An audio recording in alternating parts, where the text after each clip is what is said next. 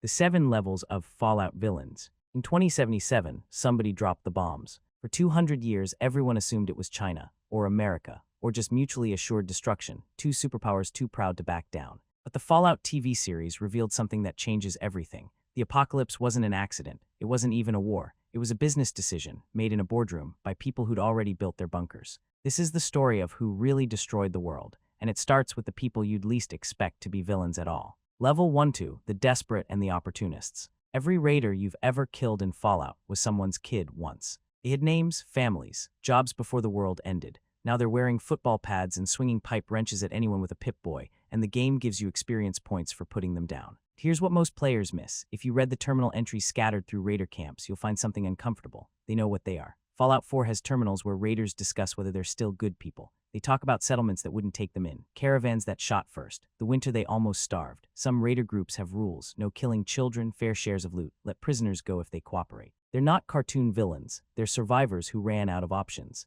Fiends in New Vegas aren't evil masterminds, they're drug addicts. The Great Khans got them hooked on Psycho and Jet, and now they can't function without chems. The Khans created the Fiends by turning an entire community into junkies. That's not villainy, that's cause and effect. Feral ghouls are even sadder. Every feral you shoot was a person once, a teacher, a doctor, a parent. They survived the bombs. They survived the radiation. They even survived turning into ghouls. But feralization took their minds, and now they're just hunger wrapped in rotting flesh. They don't choose to attack you. They don't choose anything anymore. TV series makes this painfully clear. The raiders who attack Vault 33 in the first episode aren't mindless savages. They're surface dwellers led by Moldaver, who infiltrated Vault 32 after the original residents died. They put on the jumpsuits, they learn the codes, and Lucy's first kill is one of them. The show makes you feel the weight of it. She's not shooting a monster. She's shooting someone desperate enough to invade a vault for survival. What's the difference between a raider and a vault dweller? The vault dweller has better gear, that's it. But some people in the wasteland don't just survive, they profit. Eulogy Jones wears a suit. That's the first thing you notice when you walk into Paradise Falls, the slaver capital of the capital wasteland. He's not dressed like a raider. He's dressed like a businessman. His product just happens to be people. Healthy adult slave sells for 250 to 500 caps.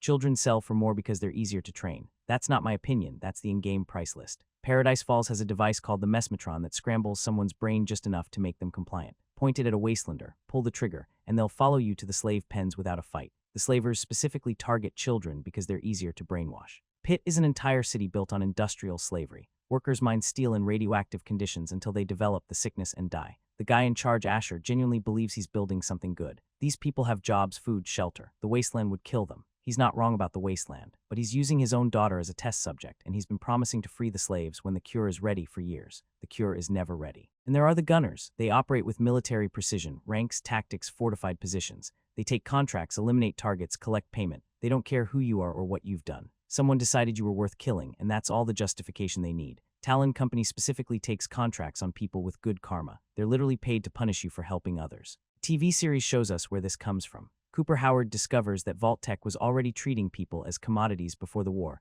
running cost-benefit analyses on human lives. The wasteland didn't invent exploitation. It just removed the paperwork. These are the bottom feeders. Raiders kill to survive. Slavers kill for profit. They're symptoms of the wasteland, not causes. But if you're enjoying this deep dive into Fallout's darkest characters, hit subscribe and turn on notifications, because we're just getting started. The villains at the top of this list aren't people who adapted to the apocalypse. They're the ones who designed it. Level 3, the Idealists. Richard Gray was a good man once. He was a respected doctor in the Hub, one of the first major trading settlements in California. A ghoul named Harold called him a brilliant doctor and philosopher. Gray could have spent his life healing people. Instead, he led an expedition to investigate mutant attacks plaguing local caravans. The expedition found Mariposa military base. The mutants found them. Gray's entire team was killed. A robotic security arm knocked him into a vat of forced evolutionary virus, the same substance the pre-war military used to create super soldiers, and he didn't just fall in and climb out. He floated in that vat for months. Not hours, not days, a month. His audio logs describe what happened, the agony of his body dissolving and reforming, the confusion as his mind expanded beyond human limits, the gradual loss of self as the virus rewrote his DNA and merged his flesh with the base's computer systems. He started absorbing other organic matter, animals at first, then humans who wandered in. By the time Richard Gray crawled out of that vat, he wasn't Richard Gray anymore. He was something that could hear the thoughts of everyone around him, something that felt humanity's endless cycle of violence, every war, every betrayal, every petty cruelty echoing through the minds he touched. and he decided to fix it. Called himself the Master. His philosophy was simple. Humanity's greatest flaw is tribalism, us versus them. My people versus your people. That thinking caused the Great War. It would cause every war after. The only solution, eliminate difference entirely. Force everyone to become the same species through mutation. No more races, no more nations, no more reasons to fight. Unity through evolution. He started creating super mutants. The first generations were crude, strong but stupid, because radiation in their bodies interfered with the conversion. But the Master learned. He figured out that vault dwellers, people with minimal radiation exposure, converted better. They retained their intelligence. Characters like Marcus and Lily Bowen prove that super mutants don't have to be mindless brutes. He built a religion called the Children of the Cathedral that ran hospitals across the wasteland, genuinely helping people, while recruiting converts who would later be ascended into monsters. The kindness was real, so was the trap. Then the Vault Dwellers showed up with one piece of paper. A medical report from the Brotherhood of Steel. 5 words that destroyed everything the Master had built. Your super mutants are sterile. Every single one. His perfect army couldn't reproduce. His unified future was exactly one generation of monsters followed by extinction. Decades of work, hundreds of converted humans, a religion built on the promise of evolution. All of it pointless. Master, this psychic flesh computer that had consumed hundreds of people, built an army, founded a religion, and nearly conquered California, couldn't handle it. So he destroyed himself, detonated the nuclear bomb beneath his cathedral, rather than live with what he'd done. The Vault Dweller didn't fire a shot. One medical report was enough. Here's what makes the Master tragic. He could be convinced he was wrong. When he understood the truth, he chose death over denial. That's more intellectual honesty than most humans ever show. But what about a villain who already knows his cause is built on lies and doesn't care? Level 4, the Conquerors. Edward Sallow wasn't some uneducated tribal who stumbled into power. He was a member of the Followers of the Apocalypse, the wasteland's closest thing to humanitarians. He grew up with access to pre-war books. He studied history, linguistics, anthropology. When the Followers sent him east to learn about tribal cultures, he brought a library's worth of knowledge about ancient Rome. And he decided to plagiarize an entire civilization. In 2246, Sallow's expedition was captured by a tribe called the Blackfoot. A normal person might have negotiated for release. Sallow taught the tribe how to make better weapons. He showed them military tactics. He helped them conquer their enemies. And when the first enemy tribe refused to surrender, he ordered the Blackfoot to kill everyone. Men, women, children, all of them. They obeyed and they kept obeying. Within a year, Sallow had crowned himself Caesar, son of Mars, living god, ruler of everything he could see. Together with his co-founder Joshua Graham, he conquered 87 tribes, not just conquered, erased. Every tribe that surrendered gave up their language, their customs, their identity. Children were taken from parents and raised as soldiers. Women became property. Dissenters were crucified along roads as warnings. The goal wasn't just conquest, it was cultural annihilation. One people, one language, one leader. Here's what makes Caesar worse than the Master. He knows the whole thing is a lie. The Master genuinely believed FEV would save humanity. Caesar knows he sent all the Legion's entire culture from books. He knows he's not the son of Mars. He knows democracy works. He studied the NCR. He understands representative government. He chose slavery anyway because he wanted to be worshipped. Lead designer on New Vegas said Caesar's karma is neutral because whatever moral framework he had as Edward Sallow just vanished over time. He's not deluded. He made a choice. His greatest fear isn't the NCR or Mr. House. It's someone pointing at him and saying, "That's not a god. That's Edward Sallow, a librarian with a god complex who read some books about Rome." Joshua Graham learned this the hard way. The co-founder, the first legate, Caesar's most trusted general, he led the first battle of Hoover Dam, and he lost. The NCR lured Legion forces into Boulder City and detonated the whole town. Caesar's punishment for failure. Graham was covered in pitch, set on fire, and thrown into the Grand Canyon. He survived. The burned man is still out there, trying to find redemption through faith while his former legion hunts him. And here's the thing about building an empire on one man's ego. It can't survive him. During New Vegas, Caesar has a brain tumor. If the player doesn't cure him, he dies. And the Legion has no system for transferring power. No Senate, no constitution, no heir. Just a cult of personality with no personality left. Master's army outlived him because super mutants don't need a leader to exist. Caesar's Legion was always going to eat itself because it was never about Rome. It was about Edward Sallow. The Master was tragic. Caesar is just a tyrant with a library card. But here's where things change. Everything I've told you so far, Raiders, Slavers, the Master, Caesar, they're all reactions to the apocalypse. People responding to a broken world in broken ways. Starting now, we meet the people who broke it. Level 5, the Inheritors. The Enclave isn't a post-war faction. They're the United States government, the real one. The shadow government that existed before the bombs fell, made up of the most powerful politicians, military leaders, and corporate executives.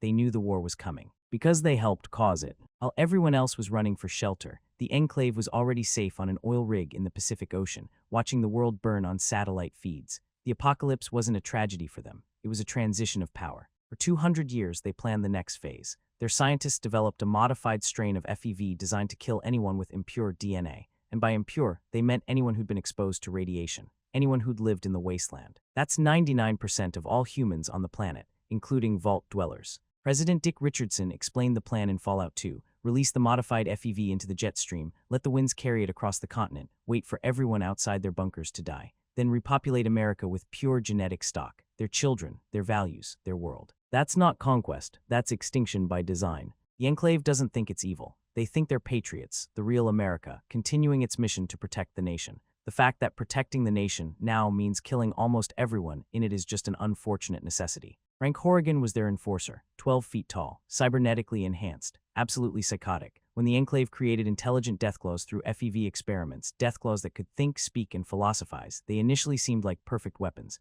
A pack of them even settled in abandoned Vault 13, protecting human refugees. Then the deathclaws started asking questions. Why were they created? Did they have to serve the Enclave? Was obedience morally acceptable? They developed consciences. So the Enclave sent Frank Horrigan to massacre every single one. The intelligent deathclaws, the humans under their protection, everyone, gone. Horror of the Enclave isn't their power, it's their continuity. The Master died and his army scattered. Caesar died and his legion fragmented. But the Enclave keeps adapting. New presidents, new bases, new plans, same ideology. They've been at it for 2 centuries. But here's the thing about the Enclave. They're still just a government. They survived the apocalypse. They didn't start it. For that, we need to go one level higher. Level 6, the Executives. Robert House predicted the Great War to within a day. He didn't do anything to stop it. He just made sure Vegas would survive. His defense systems shot down 68 of the 77 nuclear missiles aimed at the city. The 9 that got through hit the surrounding area but left the strip intact. Then he put himself into a life support system and waited. By 2281, Robert House is a withered corpse on life support, ruling New Vegas through an army of robots. He hasn't left the Lucky 38 casino in over 200 years. He barely qualifies as alive. But he's still in charge, still planning. Still absolutely certain he's the only person smart enough to rebuild civilization. TV series shows us what House was like before the war, sitting at a table with other corporate executives, discussing how to divide up post-apocalyptic America. These weren't people reacting to the end of the world. They were people planning for it, positioning themselves to own whatever came after. House's philosophy is simple. Democracy failed. Look at the wasteland. That's what democracy built. The only solution is autocracy. One ruler, one vision, no arguments. And who better to rule than the genius who saved Vegas? He's not entirely wrong about the wasteland. He's just wrong about the solution being me, forever in a tube. But House at least has a vision. He wants to rebuild. He thinks he's saving humanity, even if saving means controlling it forever. The next villain doesn't even have that excuse. Hank McLean was a Vault-Tec executive before the war, frozen in Vault 31 with other hand-picked management material. He was thawed periodically to oversee the connected vaults, marry a Vault 33 resident, have children, maintain the bloodline. His wife Rose left him. She took their children and joined the NCR, the new California Republic, the wasteland's closest thing to functional democracy. She chose freedom over the vault. So Hank dropped a nuclear bomb on Shady Sands. Not for ideology, not for resources, not for any strategic purpose. His wife left him, so he destroyed her new home. 700,000 people, the NCR capital, a century of nation building. Gone. Because one man's ego couldn't handle rejection. Lucy's mother was in Shady Sands when the bomb fell. She survived as a feral ghoul. Lucy had to mercy kill her own mother because her father threw a tantrum with a warhead. That's not a villain with a philosophy. That's just a petty man with world-ending power. And that brings us to the final level, the answer to the question we started with. Who really dropped the bombs? Level 7, the Architects. Vault-Tec built 122 vaults across America. 17 of them were control vaults, designed to actually work, to actually save people. The other 105 were experiments, each one designed to answer a question, each one using the people inside as test subjects. They weren't trying to save humanity, they were trying to study it. Vault 11 told residents they had to sacrifice one person every year or everyone would die. The residents held elections to choose victims, which immediately became a way to murder political rivals. Factions formed, coups happened, people killed each other for decades. Eventually, only 5 people remained. They refused to continue the sacrifices. They waited to die. The vault announced, "Congratulations, the vault door is now open." It was never going to kill them. The experiment was to see how long they'd kill each other. The answer was until almost no one was left. 4 of the 5 survivors killed themselves. 1 walked into the wasteland alone. Vault 22 was an agricultural experiment. The modified plant spores infected everyone inside, turning them into plant-human hybrids. They're still in there, still growing. Vault 112 placed residents in VR pods, while Overseer Braun trapped them in a simulation where he tortures and murders them over and over. They can't die, the simulation just resets. He's been doing this for 200 years. TV series adds Vault 4. Scientists impregnated women with genetically engineered embryos. The gulpers, those mutant salamanders with human fingers in their mouths, were grown from people. There's a video of a woman giving birth to baby gulpers that consumed her from the inside. You get this message until she has her baby. But here's the detail that changes everything. The Vault-Tec executives knew the bombs were coming. They prepared for it. They profited from it. The TV series shows Cooper Howard overhearing a meeting between his wife Barb and other corporate leaders. They're discussing competitive strategy, how to stay profitable if nuclear war never happens. The implication is horrifying. They were willing to start the war if it didn't happen on its own. Whether Vault-Tec actually pushed the button first is still debated, but the intent was there. They saw nuclear annihilation as preferable to peace. A world without war was bad for business. And here's the real horror, the pattern that connects every villain on this list. The Master believed he deserved to decide humanity's future. So did Caesar, so did the Enclave, so did House, so did every executive in that Vault-Tec boardroom. They all thought the same thing: I know what's best. The old world was broken. I should be the one to build the new one. But the pattern isn't just about ideology. It's about what happens when entitled men get world-ending power. And that's why Hank McLean is the perfect proof. Hank wasn't a visionary like House. He wasn't a philosopher like the Master. He wasn't even a true believer like the Enclave. He was a middle manager, a Vault-Tec executive who got frozen with the other management material and thought out every few decades to keep the system running. He followed the plan. He married a Vault dweller. He had children. He maintained the bloodline. Then his wife left him. Rose took the kids and joined the NCR. She chose democracy. She chose freedom. She chose a future that Hank couldn't control. So he dropped a nuclear bomb on shady sands. Not for Vault-Tec, not for ideology, not for any grand vision of humanity's future. Because his wife left him. 700,000 people, the NCR capital, a century of nation building. Gone. Because one man's ego couldn't handle rejection. That's what Level 7 really looks like. Not supervillains, not masterminds, just petty, small, entitled men who happen to have access to nuclear weapons. The Master at least had a philosophy. Caesar at least built something. The Enclave at least believed in America. Hank McLean murdered 700,000 people because he got dumped. And Lucy had to mercy kill her own mother, who survived the blast as a feral ghoul because her father threw a tantrum with a warhead. The bombs didn't end their world. The bombs were their exit strategy. And 200 years later, their heirs are still fighting over who gets to run what's left. Every Fallout game asks the same question: who decides what humanity becomes? Raiders kill to survive. Slavers kill for profit. The Master killed millions trying to evolve us. Caesar built an empire on a lie. The Enclave wants to exterminate everyone who isn't them. And Vault-Tec, they turned America into a laboratory, then burned it down when the experiment was ready. The wasteland isn't an accident. It's the world they planned for. If you enjoyed this breakdown, check out our video on the 7 levels of Fallout creatures. Click now. And subscribe for more Fallout lore, New Vegas deep dives, and TV series explained.